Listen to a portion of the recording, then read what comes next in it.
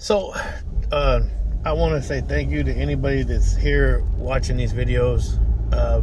Part of this is like a diary or a record or a making of a record for this unfortunate circumstance that I find myself in. But at the same time, I want to share with people things that I've experienced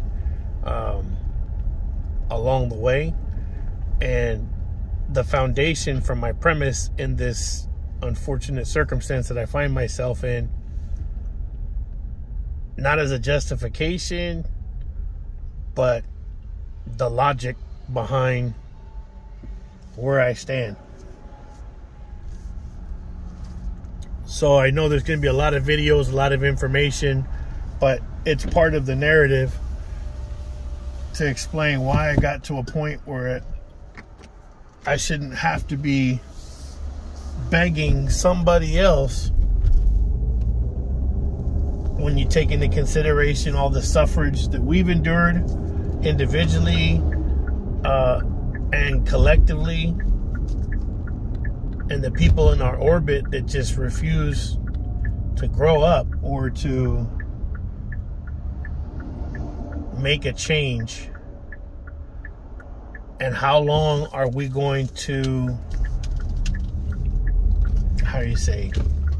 enable them? You know, we've all had enablers, I'm sure, and then at times we enable other people, whether we're codependent, whether we need their love, or we need companionship, or we need, that parental feeling, the bond between parents and children. Those are just my own personal experience as far as my enabling or enabling that I've seen of others in my orbit.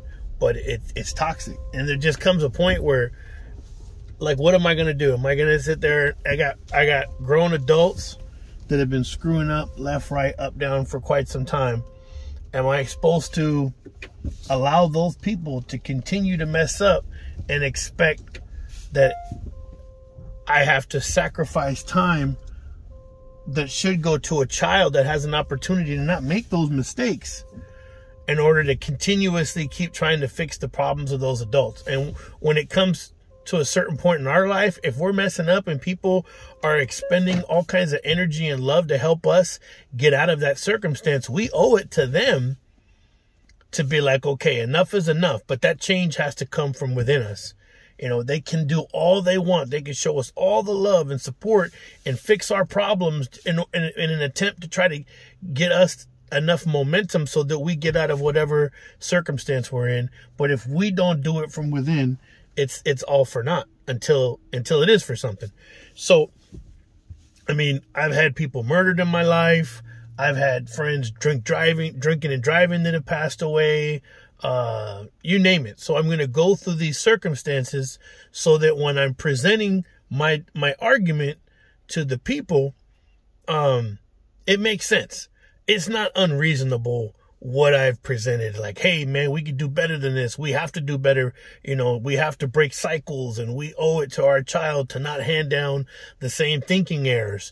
So it's not, when you understand the entire narrative, then it makes more sense. But you have to go through all that. And then where it came to a point where, as much as I loved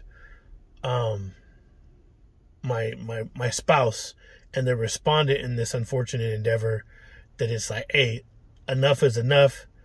And now it's like I'm in this unfortunate battle with not only her, but her self-defeatist enablers. Because these are grown adults. I mean all the way, from 20s to 30s to 40s to 50s, that are making these chaotic, ridiculous life choices. And she's made sure that she surrounds herself with them. So that who are they to judge her? And of course, they feel comfortable enabling this. But we're not talking about her. She's already made her choices. All these people have made their choices, and they've been enabled. But I'm talking about my son. My son deserves better. And based off of, we've even had friends that 2 little girls died because of these same choices, these same toxic people and choices that should have stepped up and said something and did exactly what I'm doing. And they all said, oh, I love you, but they did.